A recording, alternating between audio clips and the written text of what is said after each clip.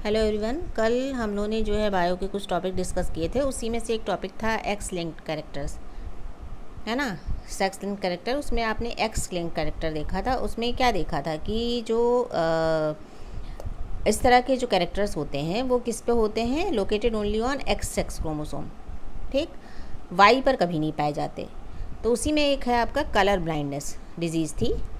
Colour blindness जो है उसमें क्या होता है कि जो पर्सन कलर ब्लाइंड होते हैं तो वो रेड और ग्रीन में जो है डिफरेंस नहीं कर पाते हैं। डिफरेंस क्या नहीं कर पाते हैं, मीन्स वो उसको आइडेंटिफाई नहीं कर पाते हैं कि कौन सा कलर रेड है, कौन सा कलर ग्रीन है। तो इस टाइप के जो पर्सन होते हैं वो कभी भी ड्राइवर, डेकोरेटर, पेंटर, डिज़ाइनर या कोई ऐसा भी वर्क नहीं कर सकते जहाँ पर कलर का यूज़ होता हो। क्लियर। अब ये कैसे आगे इनहेरिटेंस कैसे होता होगा, मतलब अगली पीढ़ी में कैसे जाता होगा, है ना। यानी हेरिडिटी में आप क्या पढ़ते हो कि जो कैरेक्टर्स होते हैं वो एक जनरेशन से दूसरी जनरेशन में कैसे पास होते हैं, यही तो है आपकी हेरिडिटी। और वो कैरेक्टर आप सब जानते हो कि कैसे पास होते हैं, क्रोमोसोम के द्वारा या जीन के द्वारा, ठीक। अब इसमें क्या है, इसमें जो जीन होते हैं कलर ब्लाइंडनेस के, वो लोकेटेड होते हैं सिर्फ एक्स सेक्स क्रोमोसोम पे, वाई पे कभी नहीं पाए जाते हैं। तो फीमेल का क्या होता है, जो फीमेल का जीनोटाइप होता है या जो आप क्रोमोसोमल ढांचा या सेक्स क्रोमोसोमल ढांचा जो कहो, क्या होता है, एक्सेस होता है। और मेल का क्या होता है, एक्स वाई होता है। इसको तो रिपीट करने की ज़रूरत है नहीं, ये तो आप सब जानते हो। तो जो इनहेरिटेंस होता है वो कैसे होता है, वो रेसेसिव जीन्स के द्वारा होता है, ठीक है। रेसेसिव जीन्स किस पे पाया जाता है, यानी एक्स पे। यहाँ पर जो एक्स सी आपने लिख रखा है ये है रेसेसिव जीन्स। रेसेसिव का मतलब होता है कि वो कैरेक्टर जो F1 जनरेशन में अपने को अलग से शो ना कर पाए, वो रेसेसिव होता है। और डोमिनेंस जीन वो होते हैं जो रेसेसिव जीन्स के जो क्वालिटीज़ होती हैं, जो कैरेक्टर्स उसको हाइड कर लेता है, मतलब डोमिनेंट हो जाता है, वो अपने कैरेक्टर पूरी तरीके से शो करता है F1 जनरेशन में, ठीक।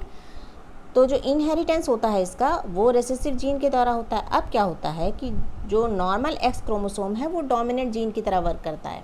ये नॉर्मल जो एक्स क्रोमोसोम है वो किसकी तरह वर्क करता है, डोमिनेंट जीन की तरह। तो जब ये डोमिनेंट जीन की तरह वर्क करेगा तो क्या होगा, वहाँ पर ये दूसरा जो एक्स क्रोमोसोम है उसके जो कैरेक्टर है उसको क्या कर लेगा, हाइड कर लेगा। क्लियर।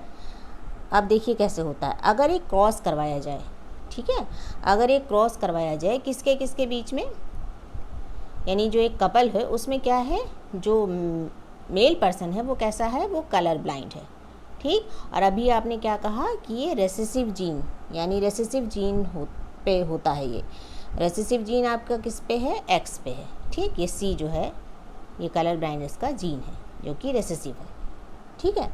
और जो फीमेल है उस कपल में वो कैसी है, वो होमोजाइगस है। होमोजाइगस आप क्यों कह रहे हो, क्योंकि दोनों एलील जो है वो सेम है, क्रोमोसोम जो है वो सेम है, यानी एक्स एक्स, ठीक है। एक्स वाई तो नहीं होता है, ये सेम है, एक्स एक्स, ठीक।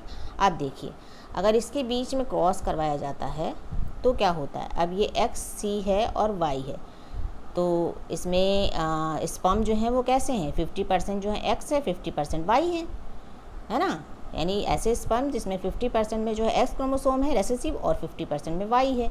और ये जो होमोजाइगस मदर है या नॉर्मल वुमेन है उसमें क्या है, उसमें एक्स है और एक्स है, ठीक।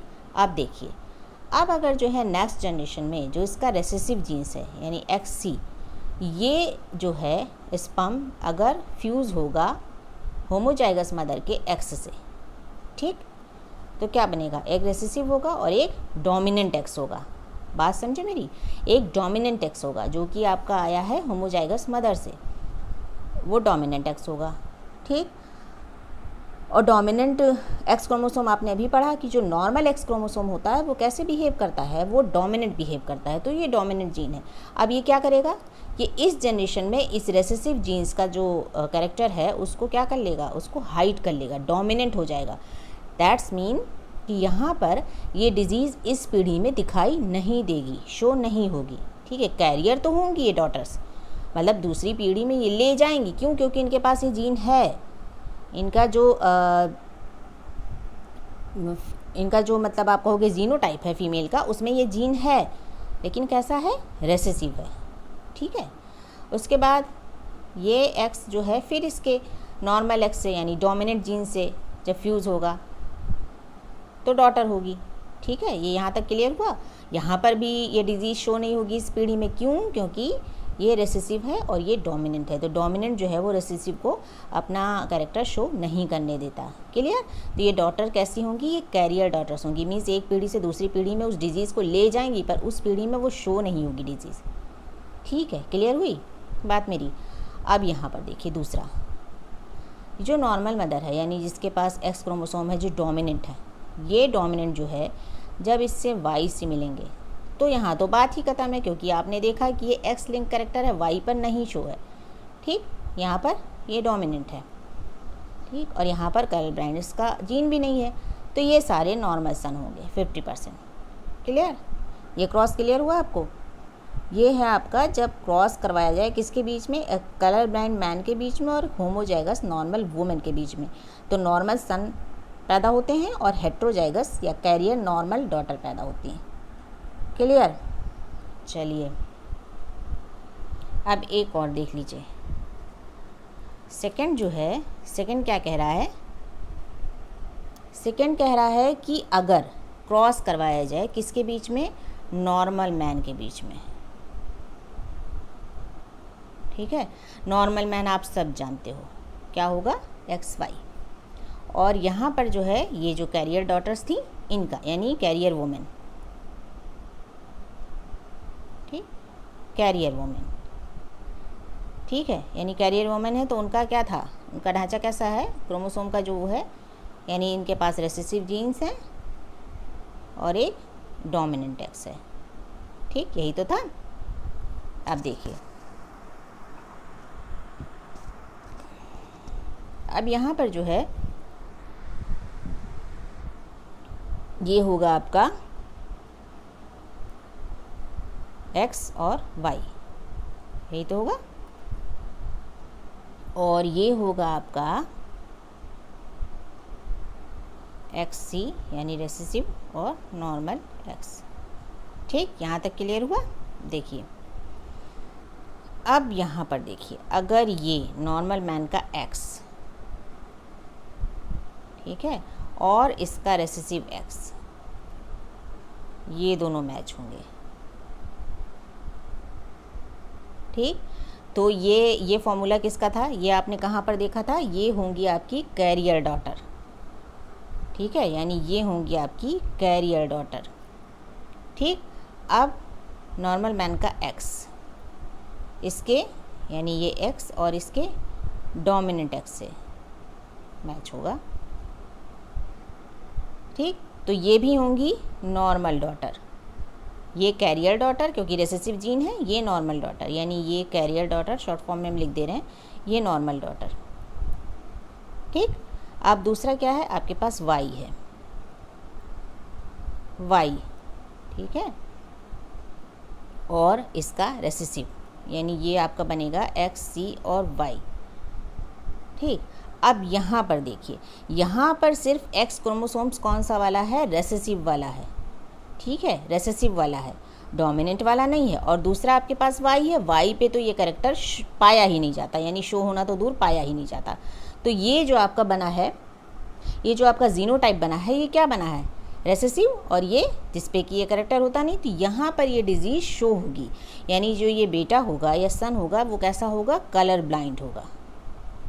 ठीक है, ये कलर ब्लाइंड होगा। ठीक, उसके बाद ये Y।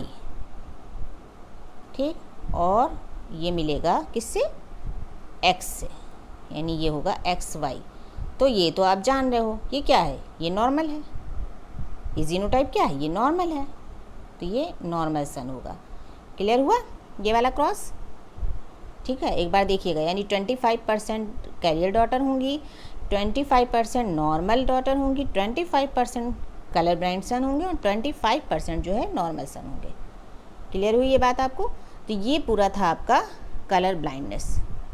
एक बार समझिएगा, बुक की हेल्प लेके समझिएगा, वीडियो देख के आपको बहुत अच्छे से समझ में आएगा।